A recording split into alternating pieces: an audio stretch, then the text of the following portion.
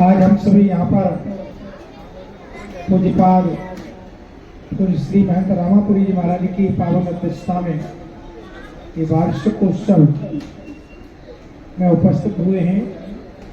ब्रह्मलीन पूज्य यहाँ के उसमें महंत पूज्य स्वामी अमन चैनपुरी जी महाराज के पुण्यतिथि के अवसर पर 8वीं पुण्यतिथि के अवसर पर प्रतिवर्ष की उसी क्रम में सभी पूज्य संत यहाँ पर उपस्थित हैं। मैं महामंडलेश्वर पूज्य स्वामी विद्यागिरी जी महाराज से निवेदन करूंगा, कृपा करके पूज्य ब्रह्मलीन अमन चैनपुरी जी महाराज के प्रति अपनी मंगलमयी वाणी से श्रद्धा व्यक्त करें एवं वर्तमान में सनातन वैदिक संस्कृति के संरक्षण संवर्धन के लिए संत और समाज दोनों एकजुट होकर के किस प्रकार से मानव जगत को एक नई दिशा, नई जागृति, नई चेतना प्रदान कर सकते हैं, इस हेतु अपनी मंगलमय वाणी से कुछ व्यक्त करें। पूज्य महाराज। हरि ओम। नारायण समारंभा श्री शंकराचार्य मध्यमाम् अस्मदाचार्य पर्यंता वंदे गुरु परंपरा। भक्ति भक्त भगवंत गुरु चतुर नाम वपु एक, इनके पद वंदन किए अनासही विघ्न अनेक। श्रीमन नारायण नारायण नारायण श्रीमन नारायण। सद्गुरु नारायण नारायण नारायण सद्गुरु।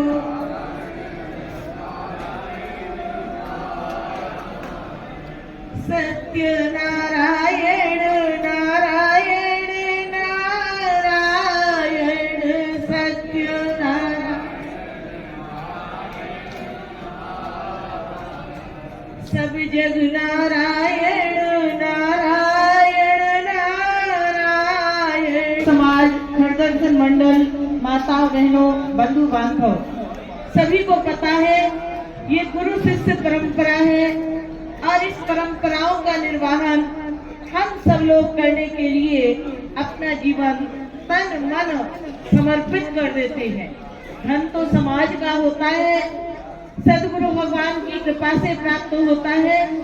तो वास्तव में जो आज 8वीं पुण्यतिथि पूजनीय ब्रह्मलीन श्री अमन चैनपुरी जी महाराज जी की यहाँ स्मृति रूप में मनाई जा रही है, उसका एकमात्र कारण है उन्होंने अपने गुरु महाराज के चरणों में निष्ठा रखते हुए संत समाज की मर्यादाओं का पालन किया और वास्तव में जो हमारी सनातन की परंपरा है उस परंपरा का हम सब निर्वहन करने का प्रयास करते हैं।